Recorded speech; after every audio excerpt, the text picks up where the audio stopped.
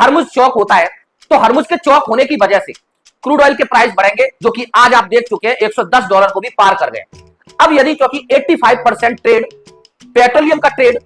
Dollar से होता है, तो क्रूड ऑयल के प्राइस बढ़ने के साथ साथ डॉलर की डिमांड भी बढ़ेगी। अब ऐसी परिस्थितियों में यूएस गवर्नमेंट अगर अपने डिफेंस एक्सपेंडिचर को बढ़ाती है तो उसके बजट में घाटा बढ़ना तय है, जैसा कि आज डेटा में आया भी है। आज डेटा एक आया है कि यूएस का जो डिफेंस एक्सपेंडिचर है वो इस साल $1.5 ट्रिलियन रहने वाला है, और जो यूएस का अब तक का इतिहास का सबसे बड़ा डिफेंस बजट है। अब दोस्तों दूसरी चीज ये है कि अगर बजट में इतना घाटा होगा तो डॉलर को अगर प्रिंट किया जाता है तो डॉलर की वैल्यू डाउन हो सकती है, लेकिन क्योंकि डॉलर की डिमांड ऑलरेडी बढ़ी हुई है, और डॉलर की डिमांड अगर बढ़ी हुई है तो ऐसी परिस्थितियों में अगर फेडरल नया डॉलर प्रिंट करता है तो उसकी वैल्यू डाउन नहीं होगी। इससे यूएस को एक फायदा यह हो गया कि उसका डिफेंस एक्सपेंडिचर का बजट बढ़ गया,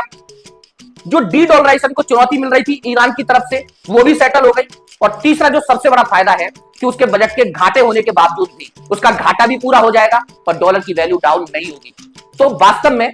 यूएस ईरान वार ट्रंप की एक सोची समझी चाल है। आप याद कीजिए, इराक पर भी अमेरिका ने कुछ इसी तरीके से अटैक किया था, और जब बाद में जांच हुई तो रिजल्ट पता चला कि स्थिति कुछ और ही थी। आप देख लीजिएगा ईरान के मामले में भी कुछ इस तरीके की परिस्थितियां निकलेंगी।